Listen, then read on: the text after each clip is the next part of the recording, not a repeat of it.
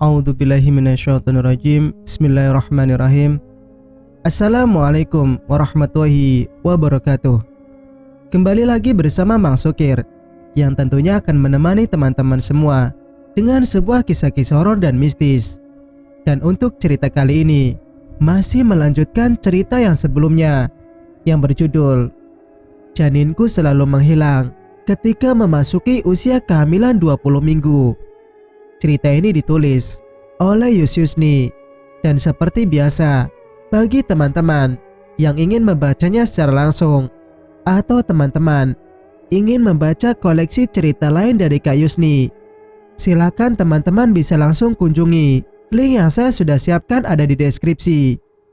Dan tak usah berlama-lama, mari kita ke ceritanya. Selamat mendengarkan. Singkat cerita, sudut pandang Farah. Perutku semakin hari semakin besar, badanku juga naik drastis.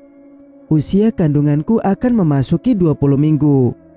Aku terus kepikiran, takut janinku hilang kembali. Akibatnya tensiku naik, tubuhku ringkih di kehamilan ketiga ini. Bahkan aku sempat dirawat karena stres dan terjadi pendarahan.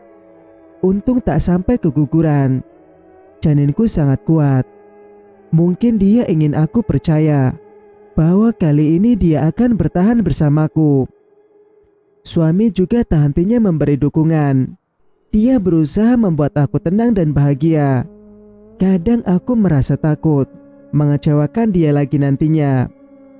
Iya, walau ku tahu suamiku tidak pernah berpaling ataupun berubah saat janinku pernah hilang, tetap saja sebagai istri, aku takut hal itu terjadi. Takut perasaannya berubah. Detik-detik saat kandunganku diperiksa oleh dokter dan menunjukkan kalau usianya sudah 20 minggu. Jantungku berdebar kencang. Antara bahagia dan takut menjadi satu. Aku semakin was-was lagi. Nyatanya, kehamilanku terus bertahan sampai menunggu waktu kelahiran. Sisanya hanya senyum kebahagiaan yang terpancar di raut wajahku. Ibu dan bapak juga datang berkunjung ke rumah kontrakan kami. Mereka ingin menemaniku melahirkan cucu pertama untuk mereka. Bang Rizwan juga sangat memanjakanku sebagai seorang suami siaga. Bang Rizwan juga sangat memanjakanku sebagai seorang suami siaga. Istri mana yang tidak pernah bersyukur mendapat suami seperti dia? Tapi akhir-akhir ini dia lebih cerewet ketimbang aku. Itu semua karena ingin aku bahagia. Soal Bitati, suamiku tidak berniat pindah ke sana lagi. Kami menabung sedikit demi sedikit supaya bisa membeli rumah sendiri nanti. Rencananya rumah lama beserta tanah tersebut akan diwakafkan untuk membangun musola atas nama kakek dan bapak mertua. Berharap menjadi amal mereka di akhirat yang akan terus mengalir terus-menerus. Sebagian uang Rendra telah dikembalikan Bibi. Sisanya ia menjual rumah Bude. Lagian, Bude tak punya pewaris. Bibi menggunakan sisa uang penjualan rumah Bude untuk membangun musola. Suamiku tak pernah menyoalkan lagi tentang rumah itu. Semua kenangan baiknya kami simpan di hati masing-masing. Anak papa tumbuh yang kuat di dalam perut mama ya sayang. Kita akan bertemu sebentar lagi, bisik Bang Rizwan sambil menempelkan pipinya di perutku yang kian buncit. Ibu sudah mempersiapkan perlengkapan bersalinku ke dalam tas. Takutnya nanti akan terjadi kontraksi dan aku dibawa ke rumah sakit buat berjaga-jaga. Nak, kakimu sudah bengkak sekali. Mau ibu urut? Biar Rizwan saja, Bu. Tugas ibu di sini untuk melihat cucu ibu. Selebihnya ibu bersantai aja sama bapak.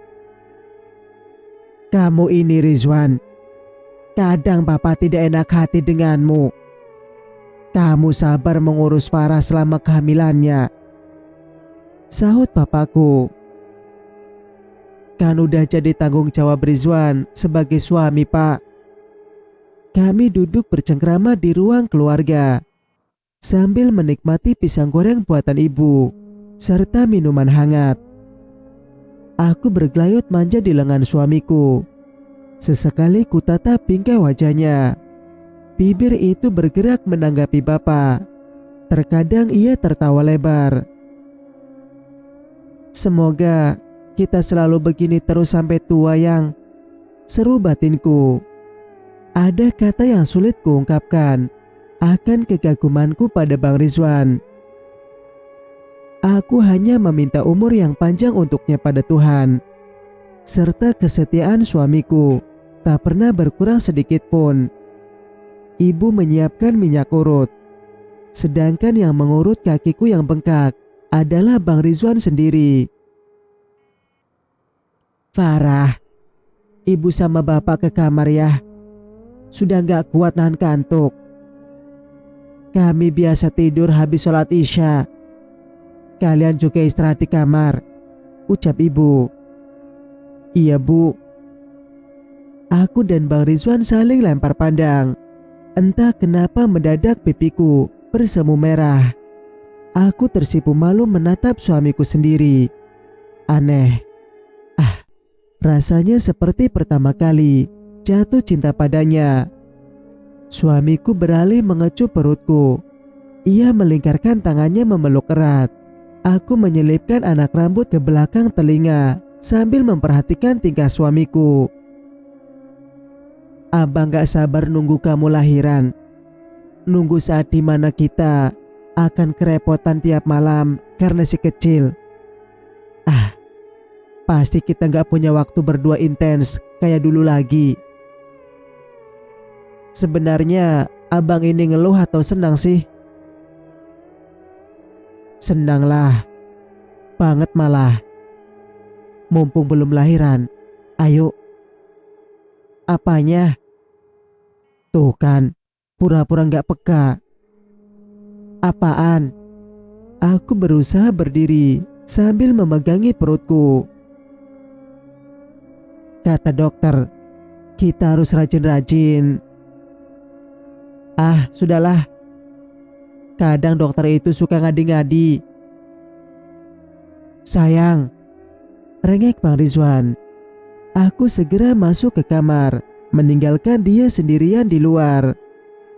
Melihat hal itu, aku jadi terkekeh di balik pintu kamar.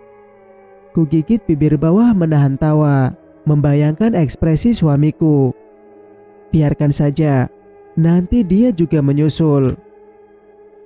Aku yang susah payah membawa bobot badan, merebahkan diri di atas ranjang.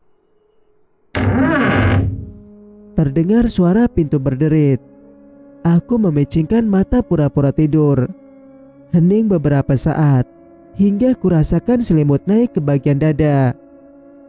Kecupan hangat didaratkan oleh Bang Rizwan ke keningku cukup lama. Dia juga mengelus wajahku. Semoga mimpi indah istriku.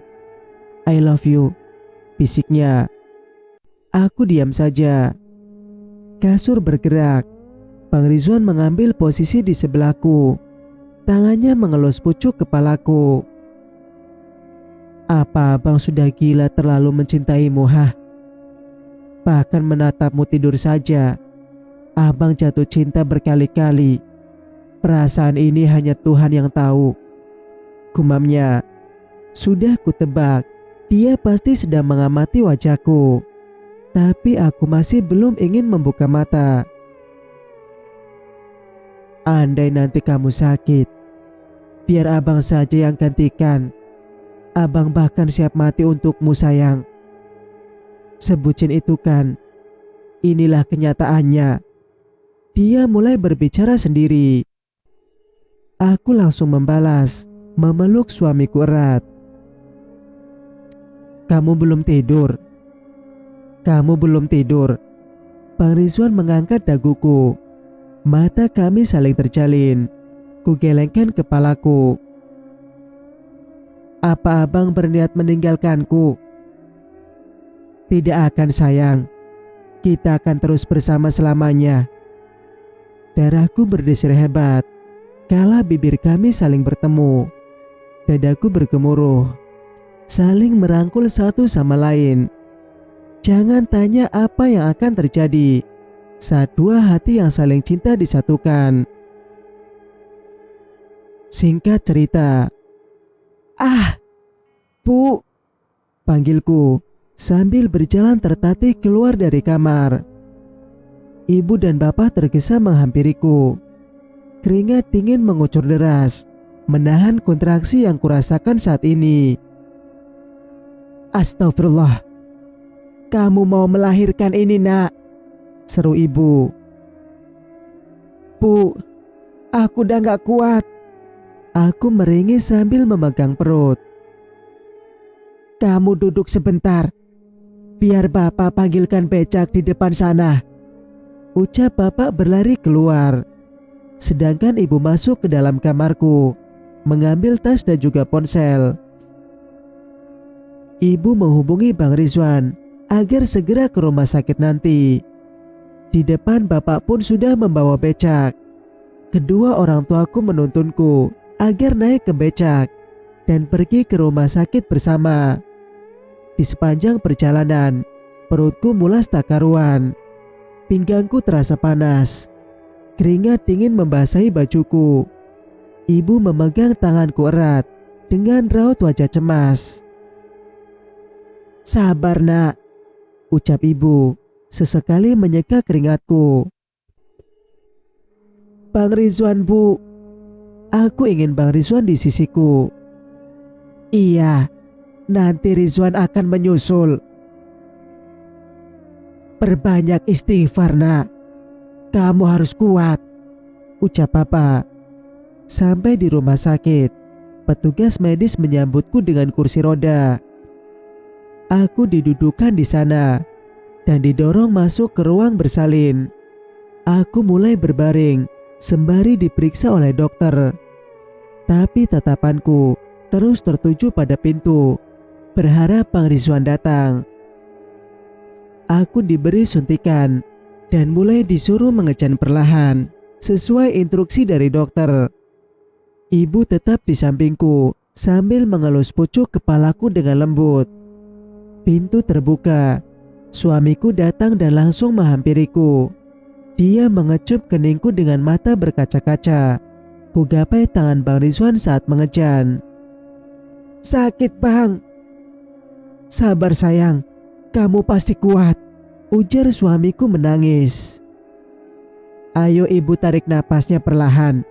Jangan diangkat pinggulnya ya," ujar dokter. Bang Rizwan tak henti-hentinya melayangkan bibirnya ke keningku.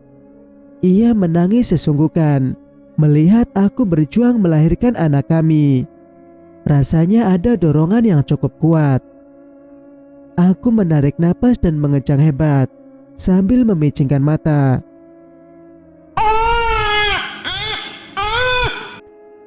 Tungkai kakiku mendadak lemas.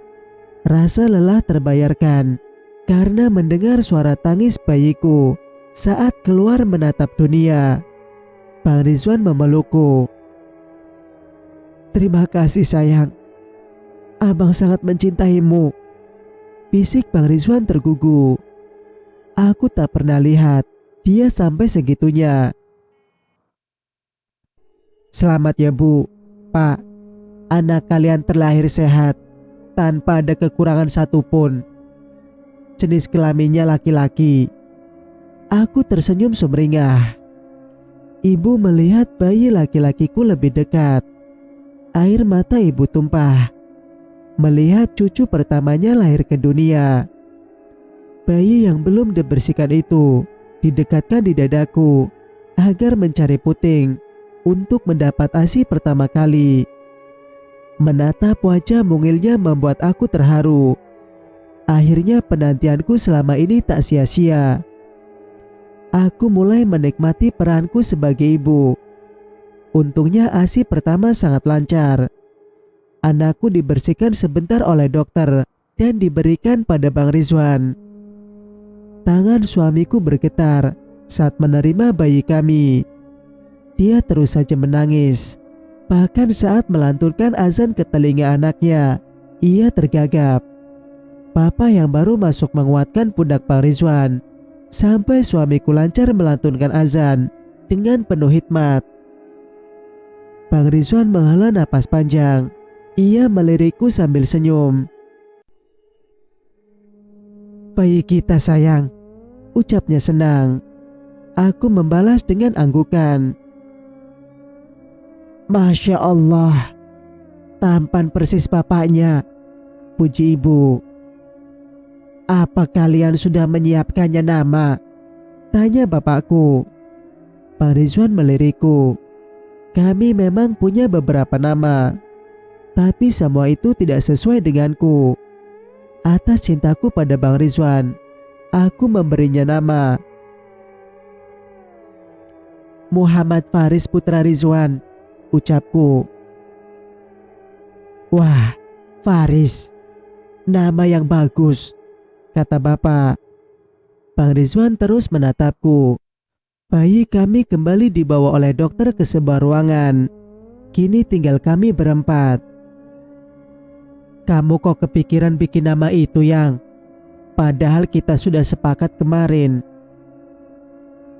"Karena anak kita terlahir itu dari cinta kedua orang tuanya, Farah dan Rizwan, jadi disingkat Faris. Dia juga putra Rizwan kan? Itu biar dia mengerti suatu saat nanti kenapa aku memberi nama papanya di belakang namanya. Karena putra Rizwan harus mewarisi sifat papanya," jelasku. "Terima kasih sayang. Kebahagiaan abang saat ini adalah kalian berdua. Abang sangat mencintaimu." Lagi-lagi Bang Rizwan menciumku. Singkat cerita, akhirnya hari-hari kami lewati dengan cinta. Tidak ada dendam atas apa yang terjadi di masa lalu. Semua sudah berlalu. Hilangnya janinku dulu kuanggap tiket agar aku dan suamiku bisa ke surga. Tugasku jadi bertambah dari seorang istri dan menjadi ibu sekaligus untuk Faris. Meski kerepotan mengurus buah hati kami, Bang Rizwan selalu membantuku. Dia sering berjaga tengah malam jika anaknya rewel dan membiarkan aku beristirahat. Karena dia selalu bilang, mamanya tidak boleh stres. Karena seharian sudah mengurus rumah, bahkan mengurus anak sendiri. Malam adalah waktu aku memulihkan tenaga dan beristirahat agar ASI yang kuberikan berkualitas. Mungkin Bang Rizwan adalah salah satu pria yang berpikir positif seperti itu di antara 100 pria lainnya. Aku bersyukur memilikinya. Apa yang terjadi di masa lalu adalah pelajaran agar aku bisa menata diri lebih baik di masa depan. Aku percaya akan ada pelangi setelah hujan. Dan aku tengah menikmati ciptaan Tuhan paling indah itu sekarang. Cerita pun selesai. Bagaimana menurut pendapat kalian? Semoga cerita ini dapat memberikan pembelajaran kepada kita semua. Dan bagi teman-teman yang suka dengan ceritanya, jangan lupa untuk like, komen, dan subscribe channel ini agar bisa mendengarkan cerita-cerita lainnya. Wassalamualaikum warahmatullahi wabarakatuh.